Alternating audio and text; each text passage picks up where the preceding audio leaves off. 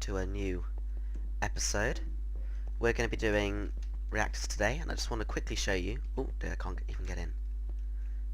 The new facility. Let's go into creative. This is my equivalent of Yog Labs if you've watched the Yog's Casts mod pack sort of spotlight series or mod spotlight sort of thing. I'm going to add to it a bit. I'll show you if I do. I've got very symmetrical sort of thing. Flick the lever, doors go down. Let's leave those down for now. And we were out of this door. So let's quickly go and start this video. Whoa, too quick. Okay, so we're going to be doing big reactors today. Now here is the very simple, probably starter reactor, the smallest one you can possibly make. And it is basically made up of a simple frame, which is reactor casing sort of thing. Reactor casing, you'll need 21 reactor casing to make a simple frame. You will also be needing one reactor controller. Now you can either go with one more reactor casing or a reactor glass. I like to have a reactor glass because it's not that expensive at all, but it makes it look a bit cooler. Also you can see inside it a little bit more, as you can see with all of these ones, which we'll get onto in a moment. So I can, oh no, don't want to do that. Reactor casing is made out of iron, graphite and yellorium, or uranium 335. And graphite you're going to need a lot of. Iron you'll also probably need a lot of. Graphite is made out of cooking coal, charcoal, or graphited dust, which is actually, yeah, I think it's just cooking coal or charcoal. Right, you also need a reactor control rod, which is what goes on the top, which I can't even see because I'm not in the right. Never mind, I can't be asked. Then to make the reactor control rod, you need yellorium or of course uranium. There you go. Reactor casing and graphite. So you're going to need more than 21 reactor casing to make the rest, but in total you're going to need 21 to build the actual machine. Reactor glass is reactor casing with glass either side, so not that expensive. You can use any type of glass by the looks of it. Then you need a reactor access port. This is where you put all of your uranium in, or I think it's yellorium. Yeah. And that is made with 4 reactor casings, a chest and a piston. So to hold it and then to push stuff in, I guess, is what the piston's there for. Reactor controller, which is what you right click on and see all the data, which we'll get onto in a moment. Oh dear, don't want to do that. Okay, I need to learn to always have a pick on me. Right, okay. Reactor casing is a diamond, 2 yellorium or uranium, redstone and 4 reactor casing. Then how you get the power out is with a power tap. Power tap is made quite simply with 4 reactor casing and 4 redstone. Okay, well we'll quickly do a quick build. I'll do it over here. Oh no, see, already wrong. Yeah, doing well. So you need to basically make a quick frame like so. So it's 3x3 is the smallest one you can make. Of course you can make them any shape or size, but bigger. Different sizes have different sort of efficiencies. Right, so you make a quick sort of cube frame, similar to the ME network frame we did the other day. Quickly turn off that waypoint. Ta-da. What you're gonna need, it doesn't matter which order they go around in, but I want the controller near the front so I can quickly get to stuff. Oh, I've missed out something. Fuel rod. Oh dear. This is never normally this slow, but I don't know why it is today and yesterday. Fuel rod is where all the yellorium goes, and that goes in the middle. Right, so then you can get reactor glass, put it on the top. I obviously didn't plan this video very well because I didn't plan for that. Access port, I'm going to put it here, can go on either side. So the yellorium fuel rod can go in the middle, and the frame needs to of course be the frame, but everything else can go wherever. Actually, I haven't tried it before, but I don't know whether you can put these right on the edge. Might be able to. You either need a block or you can just fly up. And the reactor controller goes in the top. And as you can see, it is now a multi-block structure. And all the textures have nicely joined together, just like this one. Right, so to power it, you need Yellorium. Yellorium quickly goes in there. In the front, it's red at the moment because it's turned off. You have here is how much fuel you have, and how much is depleted, how many fuel rods are in it in total, what's the max capacity. Let's quickly turn off too many items. You can see if it's how it's fuel, if it's got weight, if it's got total millibuckets, I think that is. You can see how hot it is, how hot the casing, how hot the fuel rod in the middle is there. And you can also see how much energy it's got inside of it. So this can store 10 million, I think it is, yeah, 10 million RF. And then you can, which fills up fairly quickly. And then you can take it out of here using, let's go with universal cables. Now, you can use any type. I'm just going to quickly go with basic, which are made with steel and redstone, isn't it? Yeah, steel, redstone. I use that type of steel, which is manganese dust and iron dust, which are made in the pulverizer. Right, so let's quickly get that out, and let's get a type in energy. Right. Now, I normally use these energy cells, but you can also use energy cubes, so let's quickly get one of each. Put that there, and voila. I don't want it to give energy to over here.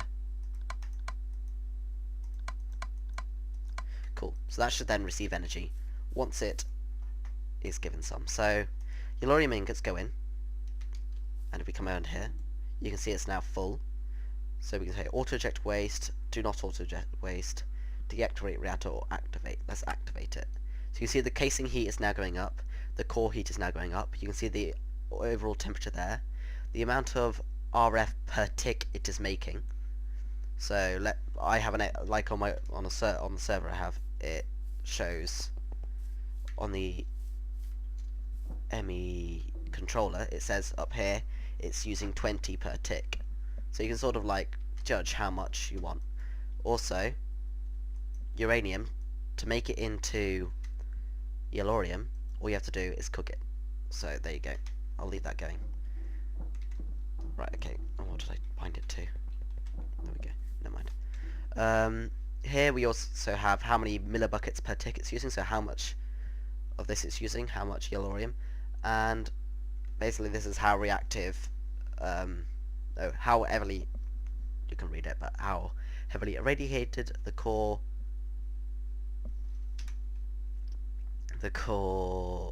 is. Basically high levels of radiation reduce fuel burn up. So you want sort of a high level of radiation, because then it works more efficiently, so it doesn't use as much. So that can be achieved using sort of more reactors and bigger ones, and the bigger it is, the more efficient it is, sort of thing. So this is taking in our Yellorium ingots. Let's just take those out. Let's just take them all out, and it should then produce this. When it gets depleted, the waste product is cyanite. Yeah, that's a blue ingot. Looks like that, and that can be used to make the next stage, which is turbines. Which, if there's demand for it, leave in the comments below, and I will have a look into that, and I will make a video on it. So here is like sort of the next well, this is just an example of all the different ones you can get, or you can make multiple different ones, but sort of thing. I'll go to code for this. Right, so this one here, of course, just a very tall one made out of reactor glass. You can also put it can be a mixture. That's why I put a reactor casing just here and here to show that it can be a mixture. When you go into the controller, you can see where is it? It's got 2 fuel rods.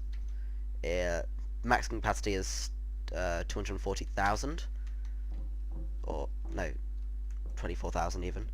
This one is a bit bigger, so you can see here it's 32,000 with 4 fuel rods, and this one, which is the biggest, 6 fuel rods, 96,000. So you can sort of see the bigger it is, the more it can take, the more it can produce, sort of thing.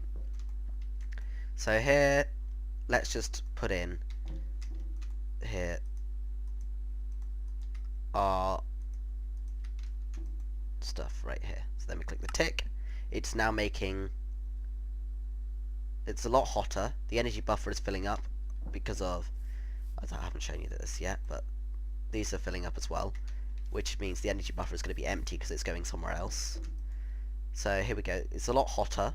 It's making 2.11 kiloref per tick, or 2,000 flux, ref of flux, whatever it is per tick, and it's using 0.1.6 millibuckets or buckets per tick, basically. So it's using a bit of a 0.1 of a bucket per tick. And as we go up in the sizes, this inside it, the coolant here, which is what keeps it cooler, so the hotter it, because of, if I were just to get rid of it all, this would get really, really, really hot, wouldn't be very efficient, and I don't know if it blows up, I don't think it does. But if you break this, it's now broken. It's now not in a multi-block structure. But anyway, what I've done, the fuel rods are now full still, and then here is this thing called cyanite. So, or bucket. We're going to need destabilized redstone. Oh, jelly cryothium, actually, I think it is. And then we've also got, that's what you can also use. Right, in here is water, which isn't very good. It barely cools down the reactor at all. And in here is destabilized redstone. All of these sort of cool better than the others. So, oh my god, I can't even get into the chest thing. Whatever it is. There we go. So all of these cool better than the others. So, well, this is one of the best, which is jelly cryothium. Water is terrible, and redstone is mediocre, sort of okay. Destabilized redstone. This is made in a magma crucible. You just put redstone in, go into destabilized redstone, or destabilized drops, which is from bees, which are annoying. Jelly cryothium is a bit more difficult, I think. Yep, you need cryothium dust, which I think is the only way you can do it, apart from getting other stuff. You need to get nitro saltpeter, which is quite easily found, snowballs, and blizz powder. Blizz powder is basically the equivalent of a blaze, but in snowy biomes. So that's quite difficult to get, but cools it very well, and it's a very good coolant. Anyway, so this is it's very efficient. It doesn't really do much damage. It's not that dangerous to use, especially this one. And also you can see it's already filled up by half. Now, I normally use these. I go from a wind turbine from mechanism straight to a nuclear reactor because they're kind of not that difficult to make at all. They're only coal, yellorium, which is very easy to find, and a bit of iron. Let's quickly go into here. No, not there. There. And there's our stack of yellorium, which we made from here. If you want to see that video, I'll leave the link in the description. Basically just how to set up an ME network and get it doing some simple auto crafting, auto smelting and pulverizing. So let's quickly put this yellorium into, can you right click on it? No, you can't. I was seeing if it went in. So you see that took a stack and a stack and a half. And once I turn it on, you'll see the energy buffer is racing up already, sort of rather quick, and this is already at almost 10,000 flux per tick. The energy buffer is racing up, and it's using quite a lot. Well, 0.15 millibuckets, whereas this one over here, which I broke. Where's the reactor glass? I think it's up. No, where is it? Yeah, there you go. Let's quickly repair that. This one here, when activated, was using 1.7. That's using more. This is outputting 2 or something. But you can see how this is a bigger reactor, more efficient. It's got 6 fuel rods, so it's using quite a lot. Well, not that much, but quite a lot more than the simple little one over there. but this is already full, and the fuel reactivity has gone up, which means burn up goes straight down. So sort of the bigger you can get it, it's more reactive, and it sort of is more efficient by a long way, and it's sort of holding steady at that temperature.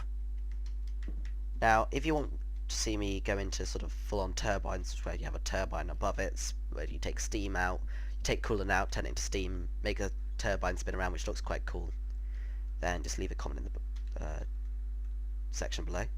Sorry about that. Right, anyway, thank you for watching. I've been Gbarty. This has been Big Reactors. Thank you for watching.